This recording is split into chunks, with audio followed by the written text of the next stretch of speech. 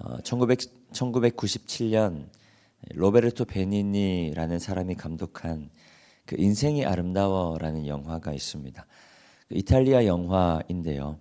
그 영화 곳곳에 굉장히 코미디적인 요소가 많이 있기는 하지만 사실 굉장히 참혹한 시대죠. 그 2차 세계 대전을 배경으로 하고 있습니다. 그 로마에 갓 상경한 그 시골 총각 귀도라는 사람이 주인공인데요. 이 귀도는 로마에 상경해서 그 사랑하는 사람을 만나 결혼도 하고 그리고 조수아라는 아들을 낳아서 굉장히 행복하게 살고 있었습니다. 그러던 중에 전쟁의 소식이 들려오면서 그 얼마 지나지 않아 그 나치 강제 수용소에 그 아들과 함께 잡혀가게 되는데요. 그곳에서 귀도는 그 아들을 위해 거짓말을 하기로 결심합니다. 사실 현실성은 조금 떨어지는데 그 아들에게 강제 수용소를 이 단체 생활이라고 이야기하고 그리고 단체 생활 속에서 그 정해진 규율을 따라 많은 점수를 딴 사람에게 그 우승 트로피를 그리고 큰 선물을 준다라고 이야기합니다. 그리고 죽음의 현장에 끌려가는 순간에도 그 아들 조수아를 창고에 숨겨둔 채 숨바꼭질이라고 말을 하며 절대 나오지 말라 당부하기도 합니다. 그렇게 아들 조수아는 그 전쟁이 끝날 때까지 창고에 있다가 그 전쟁이 끝난 뒤에 구출되게 되는데요. 그 기도와 아들 조수아가 살았던 이 나치의 강제 수용소는 분명 굉장히 잔인하고 혹독한 공간이었지만 적어도 아들 조수아에게는 흥미로운 이 단체 게임, 흥미로운 이 단체 생활의 현장이 될 수 있었다라는 겁니다. 이 참혹한 환경 속에서도 이 아들 조수아가 그럴 수 있었던 것은 그 아버지 귀도의 노력이 있었기 때문입니다. 이 아름답지 않은 곳에서 결코 아름답지 않은 곳에서 아름다움을 잃지 않으려고 노력했던 이 아버지의 노력을 통해 결코 아름답지 않은 곳에서 조수아는 아름다운 인생을 누릴 수 있었다. 이런 영화인데요. 이 복음이 가진 힘이 이와도 같지 않은가 싶습니다. 분명 좋지만은 않은 환경을 살아가면서도 그 환경의 이면을 바라보게 하는 겁니다. 하나님이 없는 것 같은 그런 삶을 살아가면서도 당장 눈앞에 보이지 않는 하나님을 보는 힘을 얻는 것입니다. 결코 편하지 않는 삶을 살아가면서도 우리가 하나님을 신뢰함을 통해서 우리 삶 가운데 보이지 않게 역사하시는 하나님의 일하심을 보게 하는 힘을 우리는 복음을 통해서 얻을 수 있다라는 겁니다. 그래서 복음을 전한다는 것은 하나님을 알지 못하는 누군가로 하여금 하나님을 알게 하는 것이기도 하지만 하나님을 안다고 할지라도 하나님을 보지 못하는 이들로 하여금 하나님을 보게 하는 일이기도 합니다. 하나님을 느끼지 못하는 이들로 하나님을 느끼게 하는 것이기도 하고 하나님을 고백하지 못하는 이들로 하나님을 고백하는 것이기도 합니다.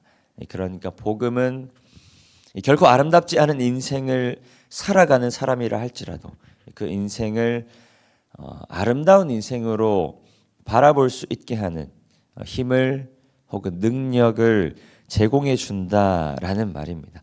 그래서 바울은 이 복음, 이 좋은 소식을 전하는 자들의 발걸음을 아름다운 발걸음이라고 이야기합니다. 왜냐하면 아름답지 못하다 여기는 삶을 살아가는 사람으로 하여금 그 삶이 아름다운 인생임을 발견하게 하는 걸음이기 때문입니다. 오늘 본문 15절 말씀인데요. 우리 한 목소리로 함께 읽겠습니다. 보내심을 받지 아니하였으면 어찌 전파하리요. 전하는 자들의 발이여함과 같으니라. 바울이 이렇게 고백하는 거죠. 아름답도다 좋은 소식을 전하는 자들의 발걸음이요. 그런데 복음을 전하는 사람들의 발걸음이 정말 아름답기만 했는가? 제가 말씀드린 것처럼 결코 아름답지 않은 이 걸음 혹은 결코 아름답지 않은 삶이었다라는 말입니다. 이 변변치 않은 신발을 신고 복음을 전하기 위해 이 수십 혹은 수백 킬로 다름질하는 이들의 발걸음 혹은 그들의 삶을 생각해 보면요, 사실 우리가 살아가는 요즘의 기준으로 빗대어 보면 결코 편할 수가 없는 삶입니다. 결코 평탄할 수가 없는 이 걸음입니다. 당장에 그들이 하는 수고만 생각해 봐도 굉장히 힘든 환경 속에서 이 많은 걸음을 걸어야 하는 것만 생각해 봐도 그들이 걸었던 걸음 혹은 그들이 살았던 삶이 얼마나 힘든 걸음이었을까, 얼마나 힘든 삶이었을까, 감히 우리가 가늠하기도 힘들었겠죠. 그런데 이 복음을 전하기 위해서 수많은 핍박, 수많은 어려움들을 감내했던 이 전도자들의 삶을 생각해 보면 그들의 삶은 결코 아름답기가 힘들었을 것이다. 그럼에도 바울이 그 발을 아름답다라고 이야기하는 것은 그 상처 입은 발에 예수님의 십자가 사랑이 서려 있기 때문이고, 그리고 그 힘들고 어려운 발걸음을 통해 예수님의 사랑이 온 땅 가운데로 전해지기 때문입니다. 디모데전서 2장 4절은 이렇게 기록하고 있습니다. 하나님은 모든 사람이 구원을 받으며 진리를 아는 데에 이르기를 원하신다. 하나님은 그 아름다운 발걸음이 모든 사람들에게로 이어지기를 원하신다. 나뿐만 아니라 나를 통해 다른 이들에게도, 하나님을 알지 못하는 수많은 사람들에게도 그들의 삶을 아름다운 삶으로 변화시키시는 복음의 능력이 미쳐지기를 하나님은 원하신다라는 말입니다. 그런데 본문 14절 말씀에 이렇게 기록합니다. 오늘 본문 14절 말씀 함께 읽습니다. 그런즉 그들이 믿지 아니하는 일을 어찌 부르리요, 듣지도 못한 일을.